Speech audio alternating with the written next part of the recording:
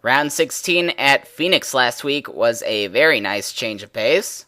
There was a lot of good racing going on, but we only had one yellow flag, which is a very sharp contrast to the obscene number of cautions we have at other races. Hopefully this will mark a turning point for our league, and maybe help silence those people that say that ARLA drivers are good for nothing but crashing. Bobby Porter took the victory, continuing the streak of first-time winners we've had this year, starting with Taylor Brillin at Quincy.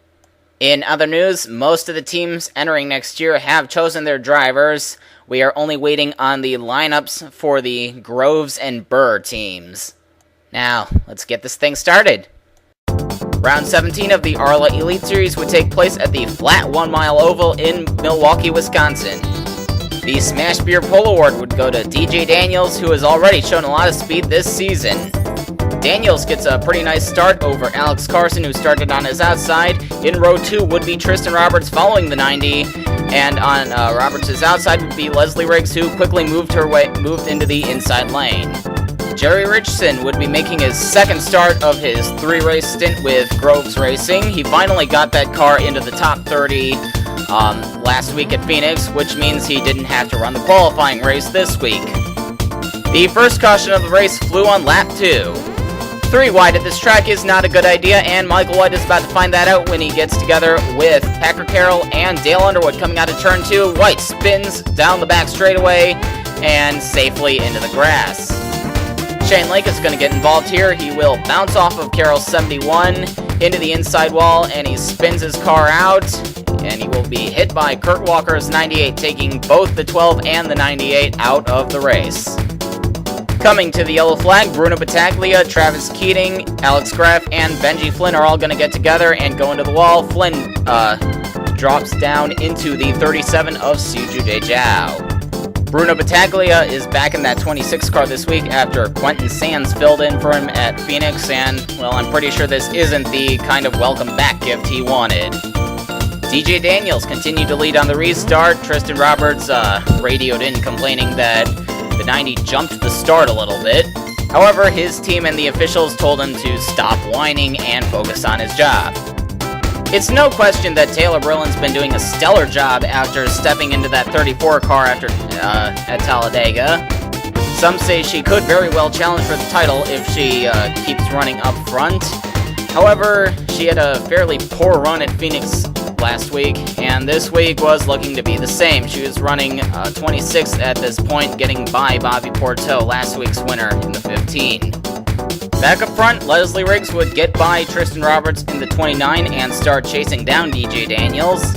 Riggs already has 2 victories this season, coming at Denver and Talladega, and she looked to have a strong enough car to get a 3rd win, which has not happened in quite a few years. I believe Ryan Baldwell was the last person to get 3 wins in a season when he won the championship back in 2005. Her sister Allie Riggs has also been faring pretty well today, which has been a rare occurrence for her this season. The younger Riggs was running in 8th at this point. If you get a look at the front of her car, it's pretty obvious that she still has a deep hatred for Lennard. After all, they kicked her out of her Master Cup seat earlier in the season, and she didn't take that too well. Leslie Riggs is going to decide that DJ Daniels has hogged the spotlight enough, and she makes a move to the inside to take the lead. Keep in mind that this is the first lead change of the night. This race has been kind of uneventful so far.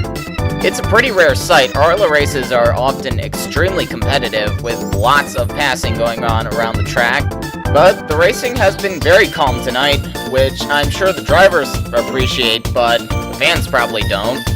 A couple of drivers having good runs tonight would be Mario Franchetti in 3rd and Jason Bates in 4th. Both of these guys have been having pretty dismal seasons. Franchetti is pretty far down in the points, and Jason Bates has failed to qualify for a lot of races. Franchetti, the 2002 champion, will be moving down to the Thunder Trucks next season with his teammate Ronald Porter. The officials threw a debris caution on lap 37, and the debris came from car 37. Siju Dejao, who drives that car, was called to the hauler for tossing what appeared to be rib bones onto the track in order to draw a yellow. It is very well known that ribs are his favorite food. He frequently eats them in the car, and it is for this reason that he is the only driver in the series to wear an open-face helmet. On the restart, Leslie Riggs gets a very good jump over DJ Daniels. Ironically enough, Daniels radioed in complaining about Riggs jumping the start. As you may remember, on the last restart, Daniels got a big jump over Tristan Roberts. Another guy having a good run would be Chris Johans in the 64. He's running in the top 15 at this point. He is running well outside the top 20 in points at the moment. It's pretty obvious he's not going to be able to defend his title.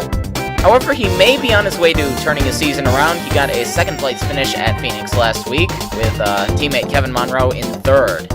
Yet another driver blessed with a good run tonight would be Jared Anderson in the 9.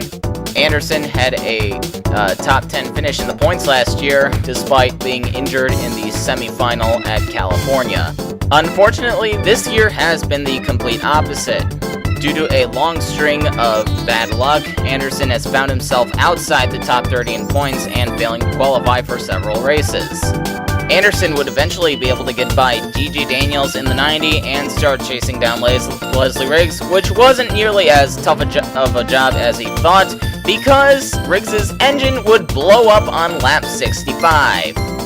Tough break for Riggs. She was 5th in points coming into this race. The points leader, Hinata Hyuga, is running in the back of the pack, so this isn't really going to help her catch up. This would, of course, hand the lead to Jared Anderson, who looked to be in fine shape to get his first win since 2004, but here comes DJ Daniels to ruin his fun.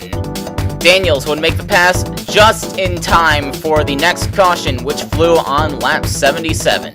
Apparently, Ryan Baldwell forgot that going 3 wide at this track is a bad idea. He leaves Laura Cyrus with nowhere to go. She spins him up in front of Chris Johans, who scoops him onto his roof. Baldwell goes for a long ride down the back straightaway, and going up into turn 3, Anthony Griffith runs into the 10, and he does a couple of flips after hitting the wall, coming to a rest on his roof. The race would end under yellow, which means that DJ Daniels would take his first ARLA Elite Series victory. This would be the 7th week in a row in which a first-time winner would stand in victory lane.